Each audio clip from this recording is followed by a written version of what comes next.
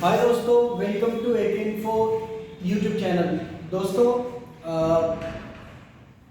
आज जो हम बात करने वाले हैं, बहुत सारे हमारे जो स्टूडेंट हैं जिन्होंने प्रोग्रामिंग का कोर्स किया है, सॉफ्टवेयर का कोर्स किया है।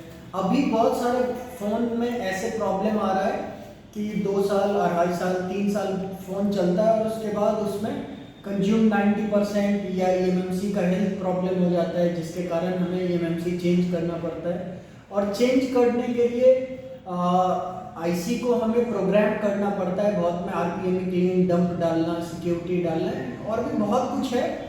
या अगर आपको डेटा रिकवरी करना है तो बहुत सारे स्टूडेंट फ़ोन करते थे, मैसेज करते थे कि सर मैं कौन सा बॉक्स लूँ, EGG-Tech बॉक्स लूँ या फिर UEFI बॉक्स लूँ। तो आज जो ये वीडियो बनाने का जो मकसद है कि ये दोनों बॉक्स में क्या डिफरेंट है, वर्किंग डिफरेंट कैसा है और क्या वास्तविक में UEFI बढ़िया है, EGG-Tech बढ़िया है। तो ओवरऑल इस वीडियो में हम बात करेंगे। और बाकी अगर आप कोर्स से संबंधित जानकारी लेना चाहते हैं, मैं आ गया हूँ यूट्यूब पे। बहुत सारे वीडियो आपके जो कमेंट्स होंगे उसके आधार पे मैं कोशिश करूँगा वीडियो बनाने का। आप कमेंट कीजिएगा, वीडियो अच्छा लगे तो लाइक कीजिएगा। मेरे पास दोनों बॉक्स है, UEFI भी बॉक्स है इंडियन वर्जन और EGG-Tech प्लस बॉक्स है। EGG-Tech बॉक्स भी आता है और EGG-Tech प्लस भी बॉक्स आ रहा है आजकल। दोनों का प्राइस वो आपके मार्केट पे डिपेंड करता है। आप अगर होलसेल में लेते हैं तो अलग अलग क्या रेट है, हर जगह का रेट अलग अलग है। तो मैं इधर प्राइस तो डिस्क्राइब नहीं करूँगा, वर्किंग में डिस्क्राइब कर सकता हूँ। UEFI जो है वो इसको जब हम इंस्टॉल करते हैं तो अभी अगर UFS को हम साइड कर दें, अगर EMMC और EMMCP पे बात किया जाएगा तो UEFI में हमारे पास दो इंस्टॉल करने पे आइकन मिलता है, एक एंड्रॉयड टूल और एक EMMC टूल। एंड्रॉयड टूल जैसे कि आप भी अगर काम करते होंगे तो आपको पता होगा, एंड्रॉयड टूल हम USB लेवल काम करने के लिए करते हैं और जो EMMC टूल है वो IC, चाहे हम ISP से करें या IC लगा के करें, इसके लिए हम कर सकते हैं।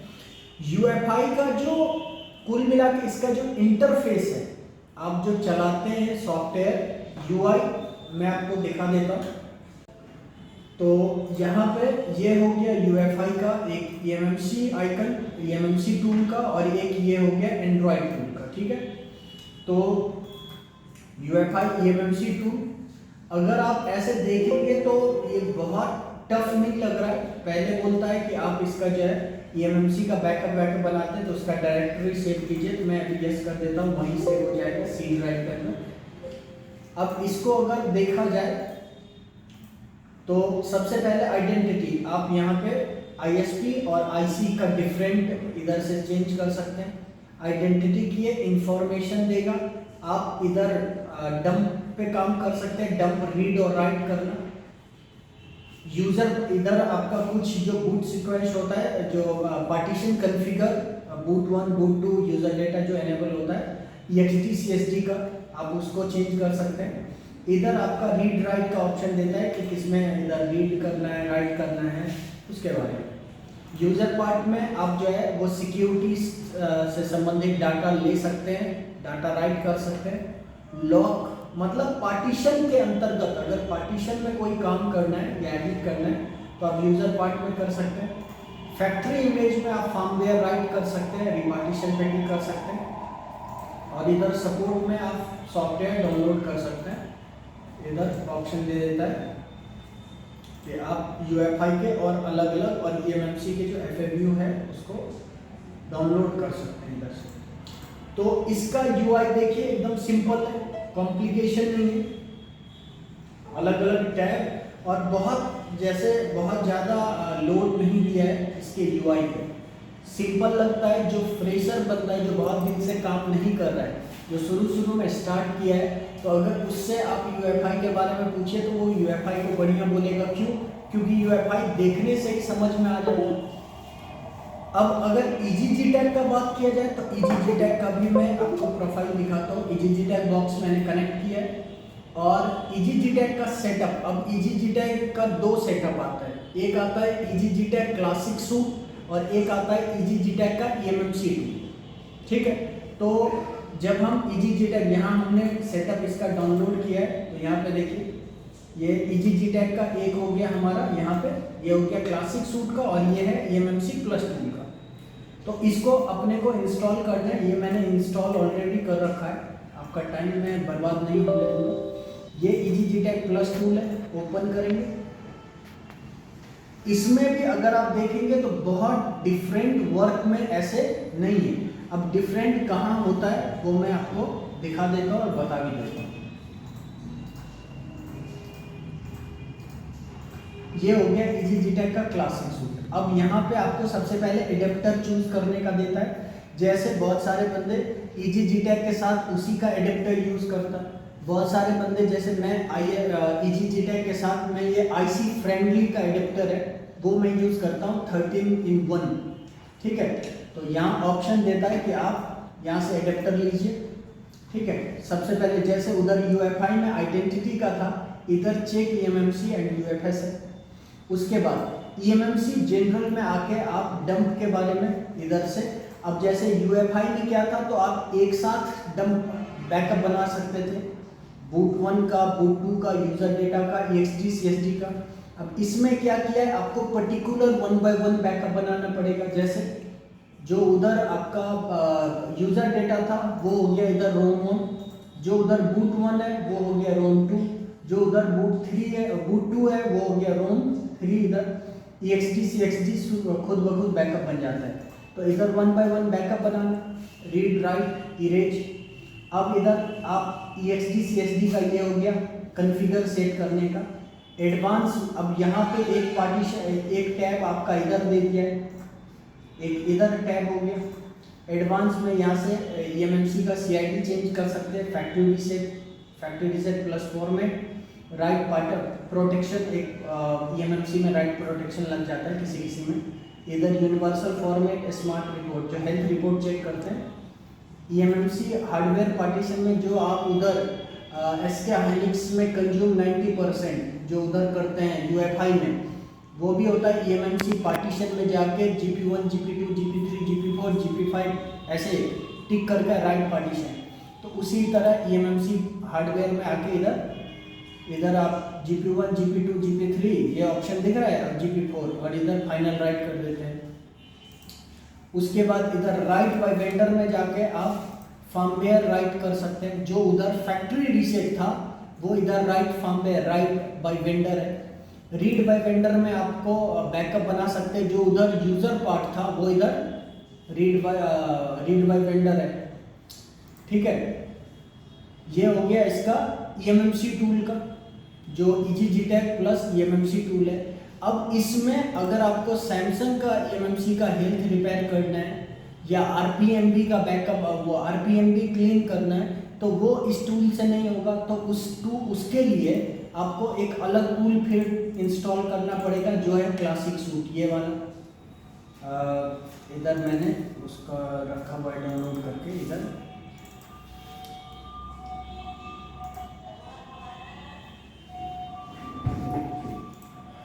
आपको चले जाना है EasyJetag सेटअप, और यहाँ भाई साहब रिपेयर माय मोबाइल पे, या इधर EasyJetag का अपना वेबसाइट पे भी जाके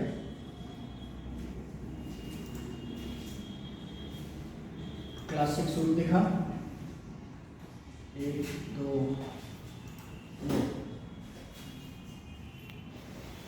ये लेटेस्ट वर्जन आया है। तो एक बार हम इसका भी इस्तेमाल कर लेंगे और देख लेंगे। तो अगर ओवरऑल देखा जाए तो UEFI चलाने के दृष्टिकोण से थोड़ा हल्का है।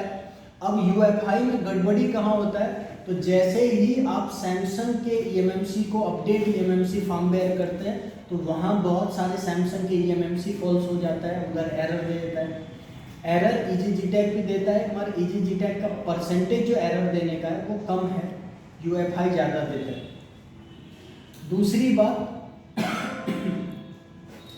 दूसरी बात कि UEFI का एंड्रॉयड टूल बहुत बढ़िया काम कर रहा है अभी आजकल में, MediaTek, Qualcomm, IMEI रिपेयरिंग का, और EasyJetag में ऐसा कुछ अभी देखने को नहीं मिल रहा है। उसके बाद अगर आप जैसे बहुत सारे मीडियाटेक सेट में UEFI से जब आप ओनली फर्मवेयर डालते हैं तो वो बहुत सारे सेट का पार्टीशन खुद कर देता है, बट बहुत सारे सेट का नहीं कर पाता है। हमारे EGGTAG का परसेंटेज देखा जाए तो EGGTAG में बहुत सारे सेट का पार्टीशन वो कर देता है, जिससे हमें डंप की बहुत ज़्यादा ज़रूरी नहीं पड़ता है।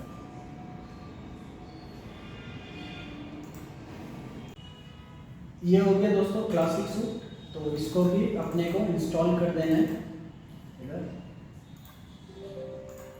और जो चीज़ आपने EMMC टूल में देखा है, EMMC जो आपका EGGTAG का प्लस टूल था, तो वही सब ऑप्शन इसमें भी है, मगर इसमें थोड़ा और डीप कर दिया है, ठीक है।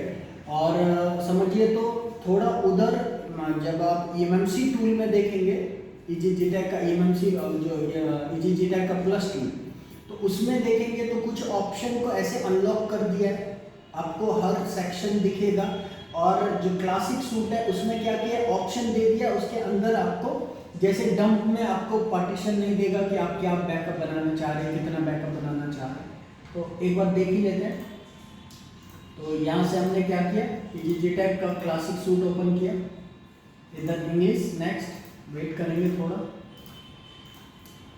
ये देखिए EGGTAG का ये टूल ओपन हो गया। अब इसमें अपने को जाना किधर है, EMMC एंड UFS। अब सबसे पहले डिटेक्ट कर देंगे, तो इधर एक IC भी हम लगा के चेक कर लेते हैं।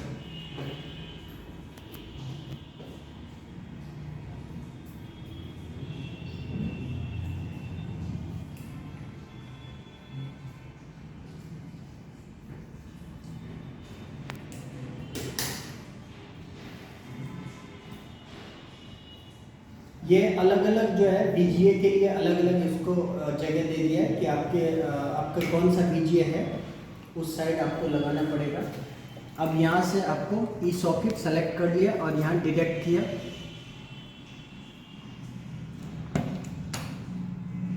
ठीक है, ये अलग अलग BGA के लिए सॉकेट दिया है।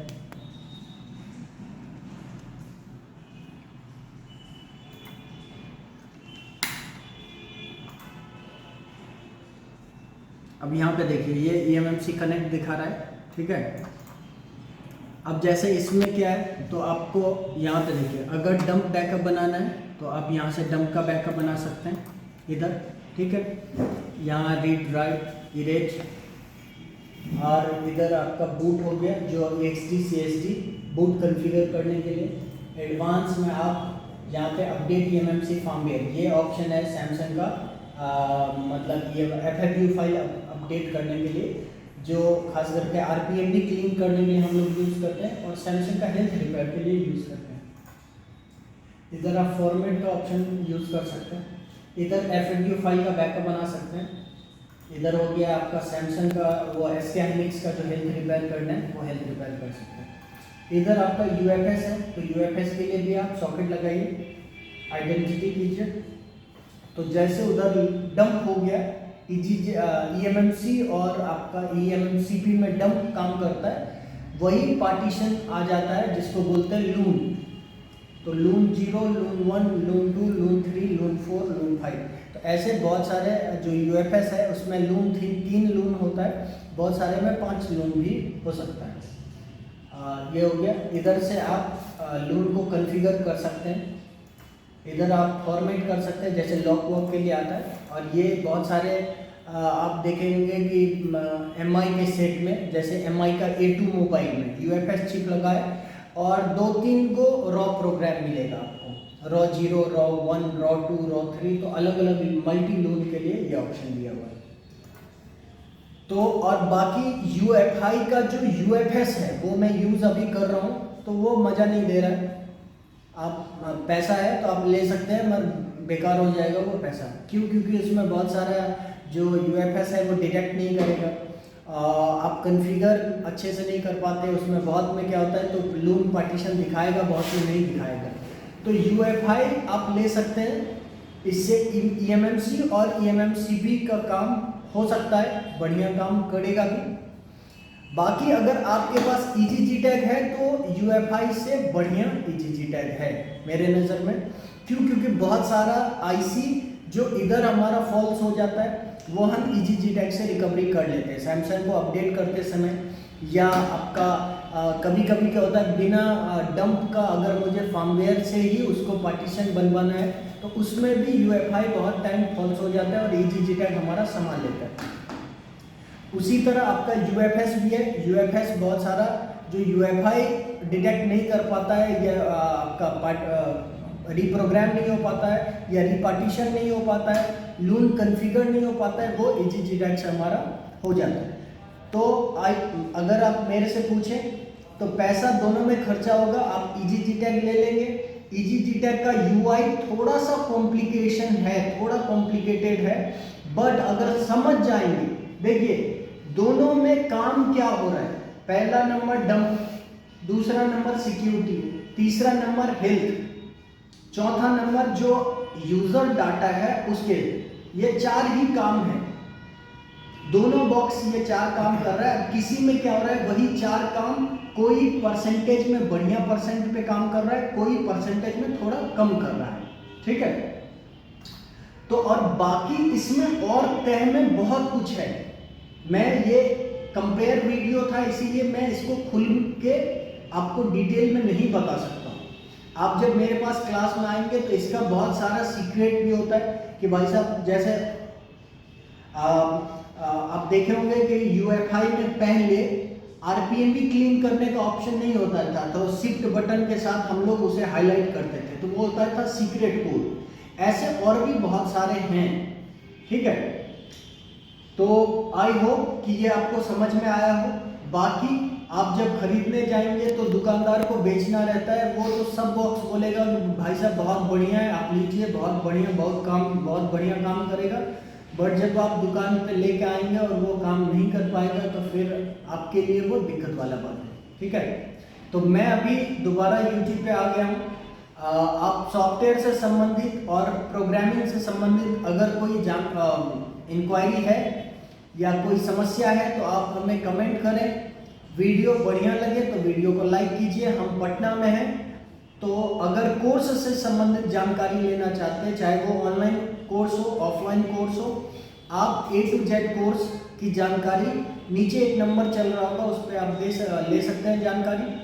और बाकी अगर आप पूर्वांचल हैं, ऐसे हमारा इंस्टीट्यूट दिल्ली में भी है और पटना में भी, तो आप दोनों जगह बढ़िया ट्रेनिंग होता है, बढ़िया सर लोग हैं, सब सिखाते हैं बढ़िया, साथ ही सपोर्ट हमारा बहुत बढ़िया है, काम करेंगे।